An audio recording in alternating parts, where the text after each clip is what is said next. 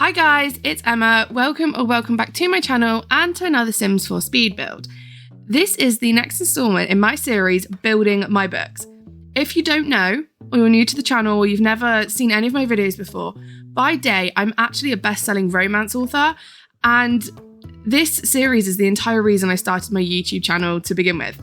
I thought it would be really fun to take the locations I've created in my books, different houses or even businesses that I've created for my characters, and try to build them in The Sims 4 and bring them to life. And I cannot tell you how much fun I've been having with it. And today we are building the one I've wanted to do for a really long time. This is the cottage that Sophie, my heroine, stays in my romantic comedy, Right Number, Wrong Girl. We actually built this one over on Twitch, and it was the second attempt because the first one was too big and I just wasn't feeling it. So we tried again last week, and this is what we came up with. We managed to build it in one sitting on a slightly smaller scale than what I was doing before, and I think that made it a bit easier because I already knew kind of what I was going for. It just needed to be a little bit less than what I was doing originally the sort of first time round. So in Right Number, Wrong Girl, Sophie is... well, she's a hot mess, just to sort of start that off, so you know exactly what we're looking at here with this heroine. And her best friend Camilla is a party planner, and Camilla is hired last minute by the Duchess of Devon to organise the 80th birthday party for the Dowager Duchess. So this is the grandma in the story. And basically what happens is Camilla, right before this party is supposed to be organised and happening, Camilla already has a trip booked to Norway to see her family because that's where she's from. And so she goes away on this trip, but when she's supposed to be coming back, there is bad weather that means that she can't fly.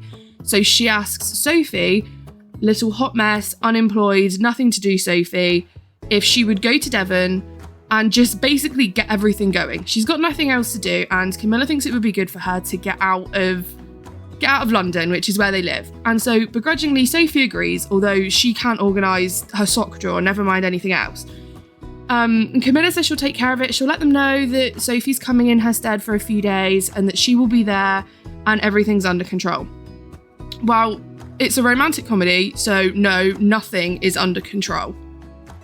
And anyway, Sophie gets there. There's been miscommunications. They think she's Camilla, and she is definitely nothing like her best friend.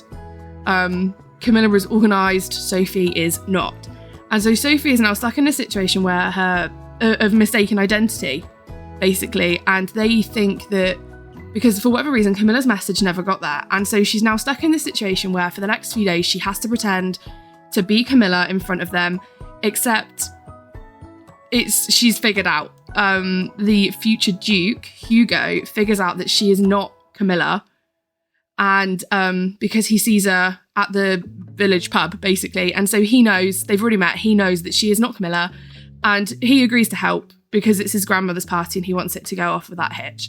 Like I said, it is a romantic comedy, which means there is a hefty dose of chaos, most of which is also injected, it should be said, by our Dowager Duchess, Evelyn, who is almost 80. She is chaos personified, and I had so much fun writing her. Her and Sophie's relationship is just my favourite. And yeah, so this is a book that I had so much fun writing. It released about a year ago, and I've really wanted to build this cottage for such a long time because I'm from Devon. I was born and raised in Devon. And the countryside down there, it still has a piece of my heart with it being home for me. So to do one of these little villages and create my own village in Devon was really quite fun. And so yeah, I'm just doing the outside of the build now. You've just seen we've gone around and we've set it out. These walls are actually debug from Cottage Living, and I love them. And my front wall of my house here in North Wales is actually exactly like this. So I really love those walls. I think they're so cool. And those walls really are all over the UK. They're not just something that they created. They are very realistic. So it was really nice to be able to put that into the build because that's exactly the kind of wall I imagined outside of it. And obviously in the book, I set out the parameters of exactly what the house looks like. And so I had to go back through the book before I sat down to start building this. And I had to figure out what it looked like. And I even asked in my reader group on Facebook oh my God, like, where is the description so I don't have to sit here? Because it wasn't that long ago that I sat down to edit some books, and I ended up like reading my own books the whole way through. You can see I've just fast forwarded here the landscaping a little bit because it's just more of the same, more of me pulling out more flowers, more bushes from debug and just sort of trying to place them. And it was really time consuming, and it actually took a good couple of minutes out of the video. So, but yeah, I had to go through, and the things I had to have in, it was windows with light blue shutters, a light blue door, a big cottage garden, a black slate roof, and a wildlife pond in the back with a bench in the front garden. In the book, it's actually a hanging bench, but of course we don't have one of those in The Sims, and I didn't know if I trusted myself to try and make one with like a set of swings and a bench or whatever. So I decided to just put a bench, and it has sort of the same effect. And yeah, so I do put a bench from Cottage Living in the front garden. It's just off to the right of the front door. And I fast forward again here now through this landscaping because this took forever to figure out like the pond landscaping here at the back. You do see this section here, and I actually cover the entire pond of landscaping, like all around the edges, to just pretty much make it so that nobody can get in, because you don't really need to be honest. It was just a decorative thing to sort of fill the lot. But yeah, I'm really happy with the way the landscaping for this turned out. It was just this great big overgrown, pretty, colourful, sort of really eye-catching setup, and I had so much fun pulling that all together because I don't normally do this much landscaping on my builds. If you've seen them before, I do love a good bit of landscaping. I like a good flower garden, and I like a good few flowery bushes, and you know, a bit of prettiness here and there, which is real life as well. I love all that stuff in real life. So, but yeah, here it was really fun to just let loose and just kind of pile everything on top of each other. That's the bench they're going in with some base game stepping stones from Debug. That bench is in sofas, and it's not in the outdoor benches. And honestly, I spent ages on stream trying to find it because I was like, why is it not in sofas? And it was the same thing here. I was actually trying to find the sign that I've just placed on that, and I ended up finding like the bird cage and then this the wheelbarrow that's fallen over the flowers, and I was like, oh, that's pretty. We have the bike in the front as well. Really, really loved the bike, and I thought that was a nice touch because in the book, I think it's Nora, and I really should remember her name, the owner of the cottage, because I looked it up literally just before I started recording this voiceover. Yes, it's Nora. Nora is the owner of the cottage. She lives next door-ish. It is in the country, so you're sort of like, you're not like next door to each other the way you would consider like that you're sort of like half a field away. So Nora lives really close, and so she sort of becomes a bit of a friend to Sophie in the books, which was quite nice. You know, she ends up with these sort of older confidants that she doesn't really have where she lives with Camilla in London. So yeah, it was, and so, you know, the bench was really important because that was they have a couple of conversations there, and I just loved the idea that this was once sort of a big family home that Nora lived in. And so there's like an old bike out the front, although that bike doesn't sort of look old, it is new, but Sophie does sort of bike into the village a couple of times because she sort of lives outside. The cottage is outside of the village of Moorhaven, which is a completely fictional place.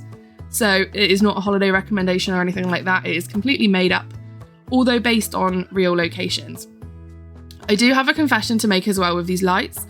I did forget to take them out before I uploaded it to the gallery, so I had to remove it back off the gallery. And you can see the evidence of that in my screenshots at the end when I show you the floor plan. I still have all these haphazard lights everywhere. Nobody thought to remind me to change the ceiling lights, and I think I need to get like a little post-it note on my screen or something. Like, change the lights. And yeah, so but I have changed that and I have re-uploaded it on the gallery. If you didn't know, my ID is EmmaHart121. I'll pop that on screen, and it is in the description box down below if you would like to download it. Or you could use the hashtag EmmaHartGames. I've started hashtagging my builds now, which makes me feel very official. But yeah, so that is up for download. It is called Bluebell Cottage. It is the most recent one I uploaded because I had to re-upload it. And if you go, you might even get a sneak peek at a few of the other builds I will be uploading videos for this week, because I realised after I uploaded my last one, which was the single mum and twin infants apartment, that I hadn't actually uploaded the apartment to the gallery, although I said I did in the video. So I'm very sorry about that. It is now on the gallery. I'd taken the walls out ready to do it, but I hadn't done it because I was waiting for the video, and then I posted the video And I was like, oh no, I've uploaded it. I had not. So yes, that is now up. And I've uploaded everything preemptively to make sure that does not happen again. We're just in the dining room now. I really liked this space. And a lot of sort of these other rooms would have had sort of like, 2 reception rooms. A lot of like these older cottages, and this is especially true from when we were house hunting a couple of years ago as well. We were very clear that we wanted an older house, and a lot of them have 2 reception rooms. So not necessarily a dining room, but 2 living spaces. And that's probably because one of them would have been the family room and the other would have been a more formal, like a parlour, to where you would receive guests and you would serve tea for them. And so for me, this would have been the second living room that has maybe been remodeled. I did consider briefly putting a fireplace in, but I didn't really have the room and I didn't want to change the windows on the side because I liked it having the bigger windows. So if you think about it, the fireplace has been renovated out at some point to create more space. But I liked the idea of it being a sort of office/dining space. Because when I was doing this as well as trying to keep it true to the vision I have for the books or in the books and the way I describe everything, and it won't always be completely accurate to the way I describe it as well, because if I sat and I sort of read the book before I built this, I would never get anything else done, never mind writing anything. I'm also really mindful of the playability for the Sims. So in my head, this cottage would be a lot more clustered. There would be more blankets and piles and stuff around, but just stuff, country sort of stuff around. But obviously the Sims need a lot of space to move. And there wasn't really room for an actual office space in here. And I did briefly toy with making that room also the kitchen, which was slightly bigger and had like a kitchen diner. But I loved the idea that this was at the back of the house and that this sort of led into the little mud room. So this was the kitchen. And also just like the fact that you got to walk right through it to get to the kitchen as well. Like that feels very awkward for like an older property, an older house. So yeah, but I've got a lot of different wood tones in this build as well. And that's not normally something I'm comfortable with. I'm very matchy. I like things to be the same. And you can see that here in the kitchen. I've got the little shelf from Tiny Living, I think that is. And it pretty much matches the countertops on the kitchen counters from Cottage Living. And then the shelf isn't that different. And the upper cabinets are from Parenthood and they match that wood tone really well as well. But in this older house, I feel like there's a bit of an exception because it feels like it's furniture that really would have been collected over the years. So the bookcases would have been bought at one time, the dining room chairs bought at another, and like the sideboard in the hallway was purchased at another time. And you can really see that in the living room, which I think we decorate next as well. I'm just cluttering the kitchen up a little bit.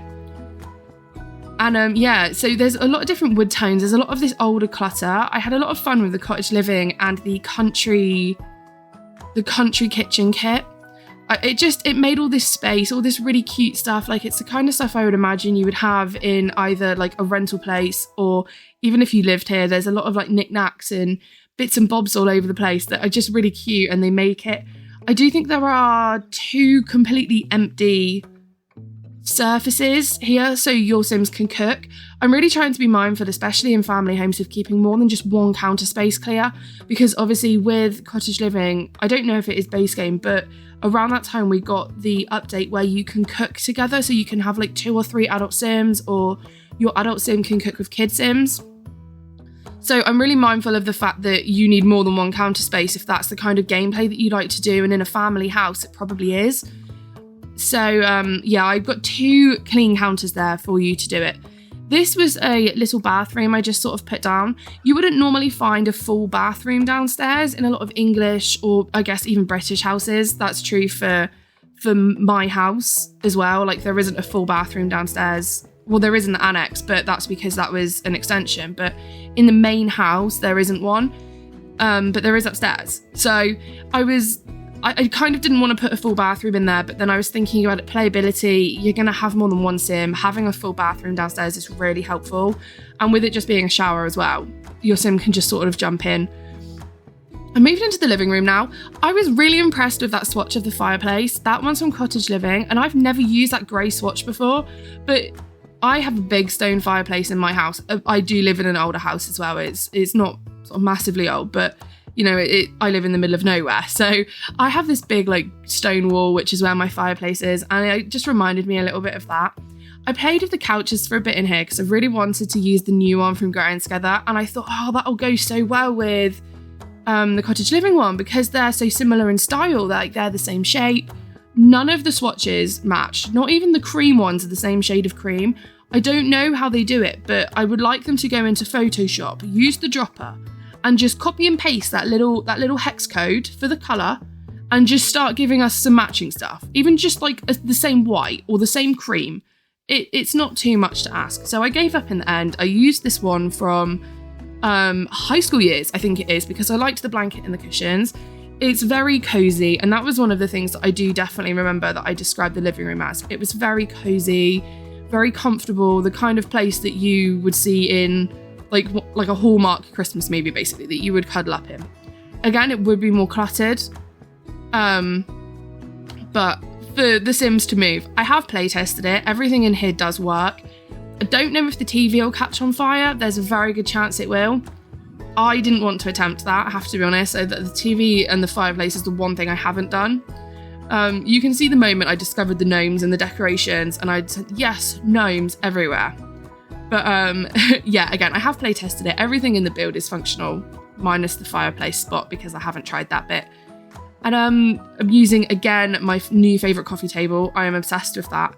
And then I had the idea here, I didn't know what to do with this wall. It needed something. And so I decided to extend out the gallery wall with some pictures from other packs and just sort of pull it together into something very nice. This light, I do move down slightly when I play test, or actually it was when I was taking screenshots, I went in and I realised that like half of it was in the ceiling, which was no good. So I moved some of the ivy there as well because it was cutting through. There is still a little bit cutting through, but I didn't want to move too much more. I was really pleasantly surprised by that sofa as well. It's from Get Together and I hate the blue swatch of it. Like, I don't know why. The original swatch is blue and grey and I really don't like it, but I really liked that end one, that brown one. It just gave like a nice sort of Sophie benchy sort of look that I was really impressed with. So you've got a little bit of an outdoor space there as well. You have a barbecue, a table, and some planters. You could probably fit some more in there, or, you could get rid of something, or, move the landscaping back a bit. But the other bathroom was very basic. It really didn't take sort of long to put together because it is just a bathroom. This is the main bedroom now here as well. I had a lot of fun doing this. I love that wallpaper. I discovered in my original attempt at building this that wallpaper has the little flowers on. If you want to see the original attempt when we got about halfway through, the VOD from Twitch is actually uploaded on my channel in the playlist Emma Streams, and it does say we're building Sophie's cottage. If you want to watch me build this in real time, I will upload the VOD to the channel in the next couple of days as well. And yeah, because I'm basing this on the book, Sophie's staying, I did put a couple of the suitcases in. I sized one up just to make it look like she had like a small one for the essentials and then like the big old suitcase. And yeah, I'm just putting some decor in here. I think I use a rug from Cottage Living. Yeah, that rose one. It was really quite nice. This was one of the rooms where I used a lot of wood tones and I was really uncomfortable with it at first. But then I thought, no, I'm just going to throw it all in there and sort of hope for the best. So that's what I did. And in the end, I think it worked out really well to say that these 3 dresses are from 3 different packs. I think the wardrobe is kids' room, I want to say. It's either the kids' room stuff pack or parenthood. The middle dresser I know is parenthood. And then the vanity of the mirror is from Cottage Living. I'm just doing something in the hallway here now. There wasn't really much I could do. So I just did a little something on the walls with a couple of pictures. I put the grandfather clock in the corner. I thought that was really nice. And then this is coming to the end of the video with this room. I didn't really know what to do in here, and with it in mind that I was building it to be a rental property, I've put 3 beds, so you can get a kid, a toddler, and a travel cot. So you can change that out. You can delete one of the beds, or hey, you can shove 3 kids in there. I won't judge you if that's how you want to play your game. But yes, this is coming to the end of the video, and we're about to move in on the screenshots. It is on the gallery. Again, my gallery ID is EmmaHart121. And if you like this video, please like, comment and subscribe to the channel, and you can ring the little bell as well to get notifications whenever I post. I have a few videos coming out this week. We are now just moving into the screenshots, so you will see the floor plan and a few of the details up close, including outside. Thank you guys so much for watching the video today. I really hope you like it, and I will see you all next time.